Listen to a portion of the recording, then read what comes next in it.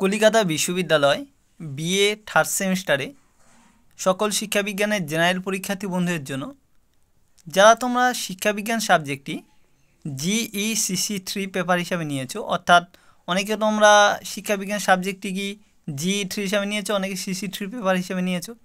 তো তোমাদের জন্য জেনারেল কোর্সে এই পেপারের উপর থেকে 2 নম্বরের প্রশ্নের আজকে সাজেশন নিয়ে উপস্থিত হয়েছি। তোমরা জানো তোমাদের পরীক্ষায় 2 নম্বরের প্রশ্ন আসে, লিখতে হয়। তো পূর্বের দুটো পার্ট তোমাদের দেয়া হয়ে গেছে, যারা দেখোনি তারা একটু ডেসক্রিপশানে লিঙ্ক দিয়ে দেবো, দেখে নিও। আর বড় প্রশ্ন ও সাজেশন তোমার দেওয়া হয়ে গেছে, একটু দেখে নিও। আর বাকি আজকে 3 নম্বর পার্টটির ভিডিও নিয়ে আজকে আলোচনা করব। তো পার্টটির মধ্যে প্রশ্নগুলো রেখেছি। এবারে আরেকটা গুরুত্বপূর্ণ বিষয় তোমাদের সামনে আগে বলে দিই, সেটা হচ্ছে তোমাদের এখানে শুধুমাত্র সাজেশন রাখা হয়েছে কোন কোন প্রশ্ন করতে হবে।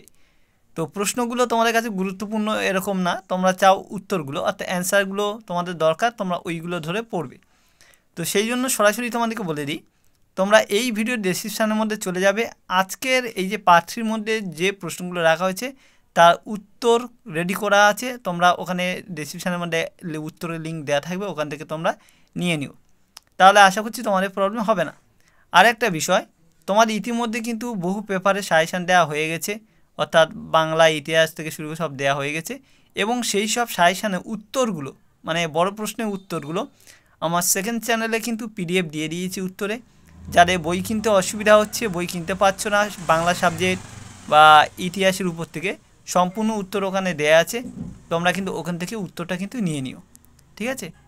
আর যারা চ্যানেলে নতুন, ভিডিওটি এখনও প্রথমবার এই দেখছো, এখনও পর্যন্ত চ্যানেলটিকে সাবস্ক্রাইব করোনি, সেই সব বন্ধুদের উদ্দেশ্য বলবো তোমরা কিন্তু আগে চ্যানেলটিকে সাবস্ক্রাইব করে নিও।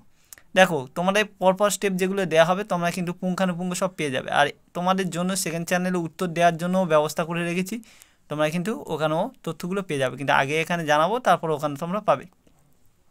তো যাই হোক, দেখো এবার প্রশ্নগুলো কী কী রাখা হয়েছে। প্রথম একের দাগে রাখা হয়েছে সামাজিক সচলতার সুবিধাগুলো কী কী। দ্বিতীয় প্রশ্ন, সামাজিক সচলতার অসুবিধাগুলি কী কী। 3 নম্বর, সামাজিক গোষ্ঠী বলতে কী বোঝো। 4 নম্বর, সামাজিক গোষ্ঠীর বৈশিষ্ট্য লেখো। 5 নম্বর, গৌণ গোষ্ঠী কাকে বলে। 6 দাগে প্রাথমিক গোষ্ঠী গৌণ গোষ্ঠীর পার্থক্য লেখো। 7 দাগে সামাজিক প্রক্রিয়া বলতে কী বোঝো। 8 দাগে শিক্ষাকে সামাজিক প্রক্রিয়া বলা হয় কেন। 9 দাগে প্রশ্ন, দ্বন্দ্ব ও প্রতিযোগিতার মধ্যে পার্থক্য লেখো। 10 দাগে প্রশ্ন, সামাজিক পরিবর্তনের বৈশিষ্ট্য উল্লেখ করো। এই পাঠের মধ্যে এই প্রশ্নগুলো তোমার রাখা হয়েছে এবং ডেসক্রিপশানের মধ্যে গেলে এই প্রশ্নের উত্তরগুলো তোমরা ওখানে পেয়ে যাবে।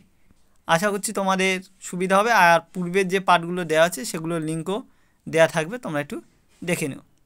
তো বন্ধুরা, তাহলে আজকে ভিডিও শেষ করছি। এবং তার আগে আরও একবার বলো, যারা কিন্তু চ্যানেলটিকে এখনও সাবস্ক্রাইব করেনি বন্ধুরা, তোমরা কিন্তু চ্যানেলটিকে সাবস্ক্রাইব করে নিও।